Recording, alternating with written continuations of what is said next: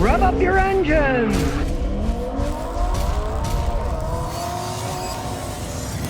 I got a little controversial video. I'm going to tell you about modern engine oils, what you really need to know. Some of it is extremely controversial. Now, this new 2026 Camry says to use 0W8 oil. It is a very thin oil, and it is a new type of oil called GF7.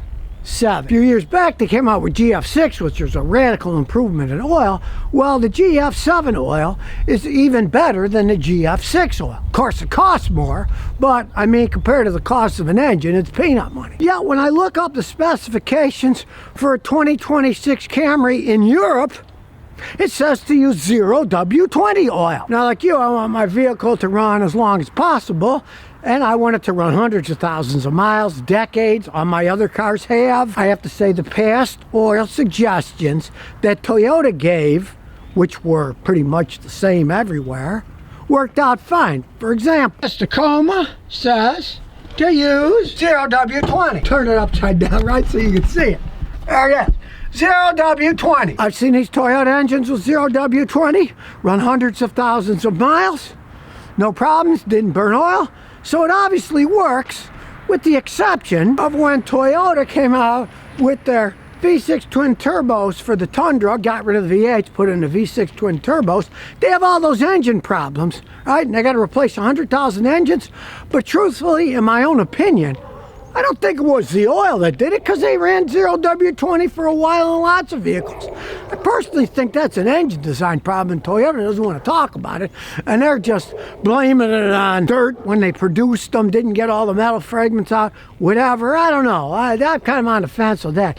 But I don't blame it on the oil itself. And I've used 5W30 and older Toyotas, 250, 300, 400,000 miles, no problems at all. But got a real question about this 0W8 oil. 24 to 26, a bunch of their hybrids are suggesting you use this, right? And why are they? Well, they say 0W8 preferred, 0W16 allowed.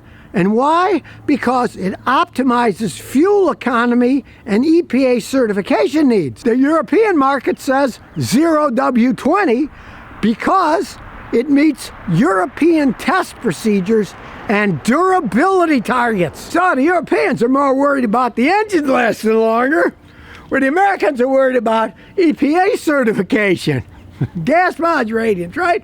Now, granted, if you did put a 0W16 or 0W20 oil, it's slightly heavier, so it would get a little bit worse gas mileage from internal friction. Now, there's a few modern engines out there that use electronic oil pumps, and those companies specify real lightweight oil, like 0W8 or 0W16, because they're electric pumps. They're worried about the pumps not being able to hold up long enough spinning a thicker oil. But these Toyotas have regular mechanical oil pumps. The V6 that's in the Tundra, this 2.5 liter Atkinson cycle, it has an oil pump that runs mechanically off the engine. So there's no reason for ultralight oil for that, because it's the plain old mechanical oil pump that'll pump whatever's in there. Now, you might be aware of the GM 6.2 liter problem, where they made millions of engines that they said use 0W20. They're all blowing up and having problems. And now their solution is, oh, we'll change it with a 0W40 or a heavier oil, right? Well, of course, that isn't going to fix the underlying problem. If your engine already has wear, it isn't going to fix the wear. It's only going to mask it with a little bit thicker oil. The damage has already been done. Now, of course, that was GM, not the greatest makers of vehicles to begin with, right? Because Toyota's been using 0W20 weight for a really long time. I've seen engines 400,000 or 500,000 miles, still running fine. That is a proven oil that actually works. Hence, the European version of this car, it's the same car, it's the same 2.5 liter Atkinson cycle with a hybrid system on it, but they tell you to use 0W20, because the Europeans, their testing has to do with durability. They obviously view it's gonna last longer. So you got the same vehicle, one says use a super lightweight 0W8, the other says use 0W20, And to make things even more confusing, well, you can use 0W16. If you can't find the 0W8, just use 0W8 on your next oil change. To me, that just shouts, hey, it's going to work fine with the 0W16, but they can't tell people to use it because there goes their EPA ratings down the toilet, right? I mean, they're telling the Europeans to use 0W20, for Christ's sake, because they want the thing to last in Europe, and I want my vehicles to last too. What 0W8 oil is, there's no proof to the pudding. It hasn't been out long enough to see how it actually lasts over time. They are making things totally confusing, and it all has to do with EPA certification and gas mileage ratings. That's kind of obvious. Go to a 0W8 oil to get those results when it's tested on a dynamometer, right? So they're trying to squeeze the most gas mileage they can out of this thing by putting a really thin oil in it here in the United States, right? But telling the Europeans, oh, 0W20, that's what you put in it, right? Yeah. Now, of course, Toyota's going to toe the company line because they got to meet these specifications and make it look good, right? I called up dealers and they said, oh, use what it says on the car, right? And you contact Toyota, they say the same thing, right? They're towing the company line. Which, hey, kind of pees me off. Why do they tell one country, or a bunch of countries, Europe, to use 0W20, tell us to use 0W8? Well, you can make up all kinds of excuses. One guy made up the excuse that, well, see, in Europe, they don't drive like Americans do. They drive tiny little distances where Americans are driving all over America. You know, for example, like the average American drives somewhere around 15,000 miles a year. Well, in Europe, the average driver only goes 7,500 miles a year. So the Europeans are doing a lot more short-term city driving where we're more on the highway. Now that does make a big difference in the wear and tear in your car, I'll tell you that. If you drive on a highway, there's figures all over the place, but I'm pretty convinced from my own experience that you're gonna get about 30% versus the wear in the city. So if you drive 100 miles at highway speeds, it's equivalent to maybe 30 miles of stop and go. It could be even worse. And of course, it depends. Of course, stop and go driving is going to wear your brakes out faster. On the highway, it doesn't wear them out at all. So that might be 200, 300% less wear, right? But overall, and talking about engine-wise, I'd say you get about 30% as much wear going on a highway 100 miles than you do in stop and go traffic. So it's a big difference, right? You're getting 70% more wear in stop and go. So the Europeans are saying use a 0W20 because you stop and go, there's more stress. To have your oil, it's going to have more lubricating capacity, especially if it's done in some place where it gets hot and you're stopping and going all the time, right? When you're going 70 miles an hour on a highway, you don't even need cooling fans. The wind cools it down, right? So your engine runs great. It's got a lot of air to cool everything down. It makes a big difference. Now, some people say, well, yeah, you can use 0W8 oil in the United States because we're on the highway all the time driving. And to some extent, that's probably true, but we don't drive on a highway all the time. A lot of people drive in the city, an awful lot, right? I go from Tennessee to Rhode Island 4 times a year. That's highway driving. But the rest of the year, it's all stop and go, stop and go, stop and go. If you drove on a highway all the time, let's say, I had a customer in Houston. They did 100 miles every day commuting, right? And it was not through the big traffic jams. It was from out in the country, so most of it was going 70 miles an hour. Those things, they changed the oil every 15,000 miles. They had no problems whatsoever. It's a stop and go that hurt your car the most. So you're stopping and going all the time. You're really lightweight oil. Nobody knows what is going to happen in the long run until it happens. Because Toyota only started using this W8 oil recently. 2024 is when they first started to push it. So that's like a year and a quarter or something as this recording stands right now. To me, that's not a test. I want to see what these things are going to be like 4, 5, 6 years down the line. Because even if you find somebody today that has 300,000 miles on one of these using 0W8, I haven't been able to find any, but if you did find one, and it was a 2024 or 2025 Toyota, heck, that would have to be all highway driving, right? Because how could you put that many miles on it unless you're driving on a highway all the time, right? Stop and go. You're not going to be driving 300,000 miles in a year or 6 months or whatever, right? So the problem here is the verdict is not out whether 0W8 will work and not have problems. Like I said, the 0W20, it's been proven in Toyotas. Maybe not in GM 6.2 liter V8s. Now they say use 0W40. That's just a Band-Aid that's a bunch of nonsense. And like I said, with the Tundras and their twin turbo V6s, I believe that's an engine problem. That's not an oil problem, because these Toyota engines have been using 0W20 for years. Great track records, 400,000 or 500,000 miles or more, right? 0W8, I really don't know what it's going to do to these engines as they age. Since they're saying you can use 0W16 if you can't find the 0W8, and then the next oil change, go back over to 0W8. And in Europe, they say the old standard, 0W20.